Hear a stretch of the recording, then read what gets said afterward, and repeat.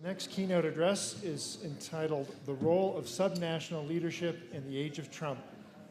Dan Lashof is Chief Operating Officer of NextGen Climate and is also a Senior Fellow at NRDC. Well, thank you. It's great to be here.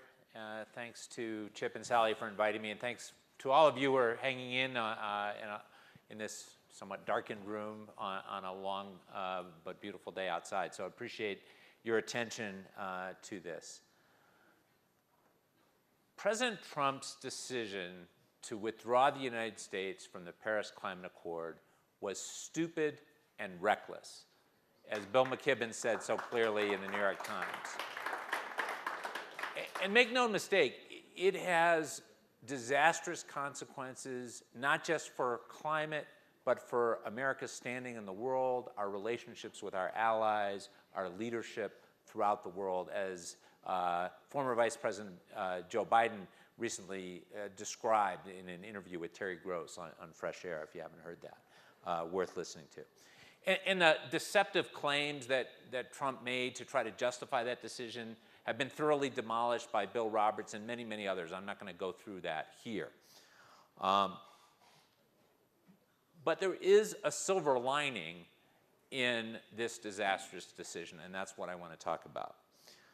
Countries around the world, from China and India to Germany, Canada, and France, have responded to Trump's decision not by backing off on their commitments, but by redoubling their commitment to the Paris agreements. President Macron in France went so far as to try to entice U.S. climate scientists to move to France, both by showing appreciation for what they do, but actually also by offering research grants. So they're actually quite serious about moving forward and taking advantage of the huge vacuum that President Trump is leaving in world leadership. But while the Trump administration has systematically shunned science and reason, there is actually a much more inviting climate for science and climate action at the subnational level in the United States. In fact, there's been an extraordinary outpouring of support for the goals of Paris since Trump announced his decision to pull out. We've had a real outpouring from governors, mayors, businesses, and citizens. The We Are Still In coalition was formed in response to Trump's decision. Within a week, they had assembled the largest subnational coalition committed to climate action ever put together. And it's truly extraordinary. It features 9 governors, 125 mayors, 180 universities, and over 900 businesses. In parallel with that, there's a personal commitment that you can all take if you haven't done it already called I Am Still In. They gathered 2.5 million signatures and presented them to the UN at the recent meeting in Bonn. So these statements of political commitment to action and commitment to the Paris Agreement and the Paris goals are really heartening.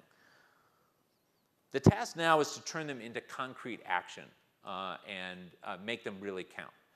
So what can we do at each of these levels? And I want to talk about some of the actions that we can take at the state level, at the city level, in businesses, and as citizens. So for states, they can join the Under 2 coalition, a coalition of over 175 subnational jurisdictions led by Governor Jerry Brown in California and the governor of one of the states in Germany that put this together for the Paris Agreement. It now has 175. It's states, international provinces, and some cities.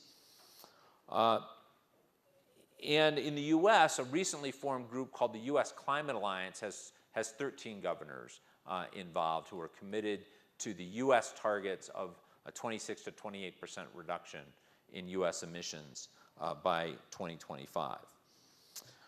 So there's still 13 is not 50. Indeed, Governor Hickenlooper has not yet joined either the Under 2 Coalition or the Governor's Climate Alliance. Since we're here in Colorado, I'm sure some of you know the governor, and I would urge you to use whatever influence you may have to get him to step up. He did make a statement supportive of Paris. It's time for him to take the next step and join this coalition with others that are working to make sure that we really take those commitments seriously. Beyond that commitment, states can adopt and strengthen renewable energy standards. And many states already do. A majority of U.S. states have some kind of renewable energy standards. Now's the time to strengthen those and move towards 100% clean energy by 2050, something that we can achieve, something that we must achieve to deal with our climate. States can also join California's clean car standards, which require a growing share of zero-emission vehicles.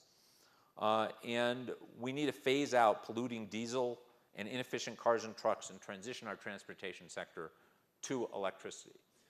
So when President Obama took office, the electric sector was by far the largest source of greenhouse gases in the United States. But because of the success of his policies and of technology and renewable energy and efficiency, the power sector has been declining. The transportation sector is now the largest sector of greenhouse gases in the country, and we have to pay attention to it. I think the good news there is that electric vehicles today are where solar energy was about 5 years ago, just on the verge of mass market adoption. And I think we can all work to accelerate that, and states have a key role to play there. States should also establish comprehensive limits on global warming pollution and make polluters pay for the damage they're doing to their environment.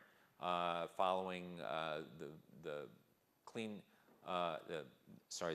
Global Warming Solutions Act in California, the Regional Greenhouse Gas Initiative in the Northeast, there's room for growth there. In California, the debate over extending that polluters pay system beyond 2020 is very live in the California legislature, and despite the fact that we have broad agreement and commitment to climate action, that debate is not trouble-free at all. We're right in the midst of that now. We need to make sure that that system is strengthened as we go forward so that we meet those commitments.